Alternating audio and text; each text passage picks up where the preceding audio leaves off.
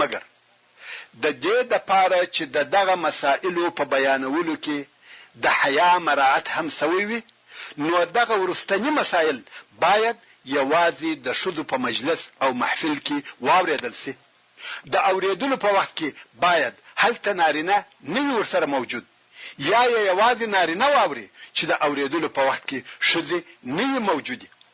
په داسې محفل کې چې هلته شذې او نارینه دواړه موجود وي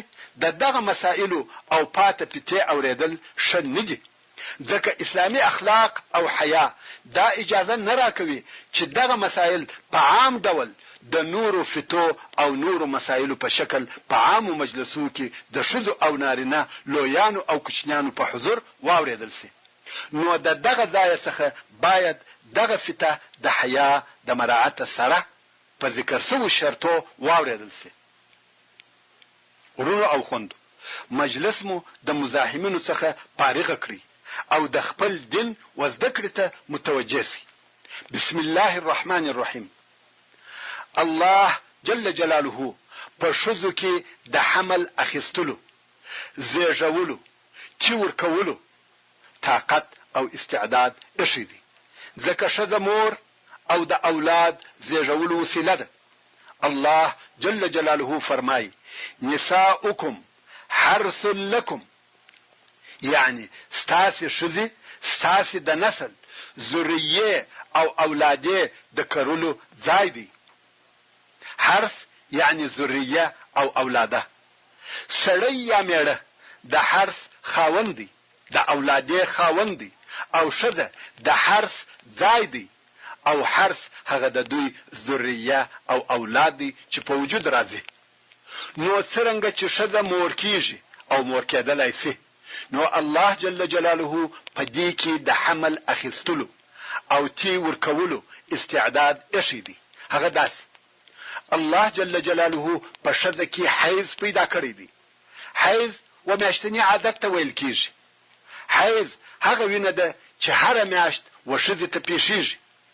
هغه شذ چې حیز لري هغه حمل اخلي او هغه شذ چې حیز نه لري غالبا هغه نه حامل کیږي د حیز وینه د مرض یا زخم وینه نه ده بلکې دا طبيعي او خلقي وینه ده چې د رحم څخه راوځي دغه وینه د مرض یا عیب نتیجه نه ده بلکې دغه وینه په شذ کې صحت او پروالی دی دغه وینه الله جل جلاله دغه کوچنی چې د مور په نس کې وي د تغذیه یا غذا لپاره پیدا کړی ده کله چې جنین د مور په نس کې وي الله جل جلاله دغه وینه د هغه جنین یا کوچنی په غذا تبدیلوي نو ځکه حامله شذه حیز نه لري غالبا حامله شذه ته حیز نه پیښیږي ځکه هغه د حیز وینه الله جل جلاله دغه کوچنی د پاره په غذا بدل کړل کوم وخت چې بیا کوچنی پیدا سي الله جل جلاله دغه د حیز وینه وشیدو ته واړوي نو لږ داسې پیښیږي چې تی ورکون کې شذ دي حیز ولري ځکه دغه وینه وشیدو ته اوړي او د شذې د تسخه د کوچنی د غذا په شکل راوځي سبحان الله القادر دغه ځای څخه د الله جل جلاله پر هر قدرت باید ایمان ولرو او که شذ نه حامله وي نه تی ورکون کې نو په معین وختو کې حیز ورته پیښیږي چې دانو هغه میاشتنی عادتونه دي یا میاشتنی عادت ورته ویل کیږي اوس نو دغه د حیز او نفاس په موده کې ځینې شیان پر شذې حرام دي شذې ته دا نه دروا چې دغه لاندې ذکر شوی کارونه وکړي اول د لمانځه ادا کول نه دي ورته روا الله جل جلاله د حیز په موده کې پر شذې لمونځ حرام کړی دی بلکې ځینې ساقط کړی دی اصلا د حیز په موده کې لمونځ نه دی فرض نو ځکه چې شذه پاکه سي د هغه پر شول سول منځو قضا نه راوړل کیږي ځکه د حیز په موده کې د لمانځه ادا کول پر دې لازم نه و او دا د الله جل جلاله له طرفه پر خپل بندگانو سهولت او آسانتیا ده که پر شذه د حیض او نفاس د وختو د لمانځه قضایي واجب وای پر دې به ډېر تکلیف وای نو دا د الله جل جلاله رحمت دی چې دغه قضا راوړلو څخه یې ښځه معاف کړې ده مقصد دا چې د حیض په وخت کې د لمانځه ادا کول نه پر ښځه فرض دي او نه تر پاکېدلو وروسته قضا پر لازمه ده دوهم د حیض او نفاس په موده کې ښځه هیڅ روژه نشي نیولای نه د روژې د میاشتې فرضي روژه نه قضایي او نفلي روژه که ښځې په دغه وختو کې روژه ونیول نه صحیح کیږي مګر کله چې پاک اسول بیا به د فرضي روژې قضا راوړي ځکه روژه داسې نه ده لکه لمونځ چې په هره ورځ کې 15 واره تکراریږي روژه په کال کې یو وار وي او قضا راوړل هم تکلیف نه دی مګر د لمانځه قضا راوړل تکلیف دی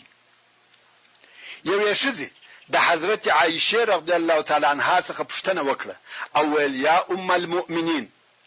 حائزه ښځه ولې د روژې قضا راوړي او د لمانځه قضا نه راوړي حضرت عایشه رضی الله تعالی عنها ورته وویل آیا ته حروریه یې حروریه وهغه کسانو ته ویل کیږي چې پر پښتون خوند اخلي چې دا د خوارجو عادت وو نن ورځ هم ځینې داسې کسان شته چې په ثابته شرعي امورو کې پوښتنې کوي او دا پوښتنې د معلوماتو د حاصلولو او عمل کولو د پاره نه وي فقط د وخت تیرولو او خوند اخیستلو د پاره وي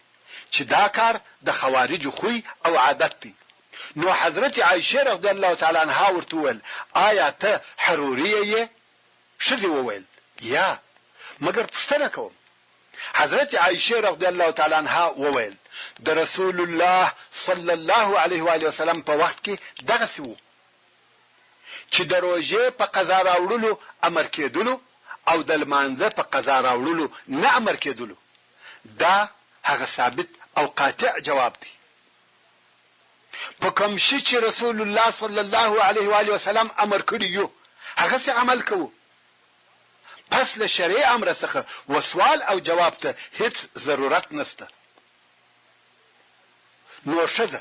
د حیض او نفاس په موده کې نه لمونځ کوي او نه روژه نیسي مګر د روژې قضا راوړي او د لمانځه قضا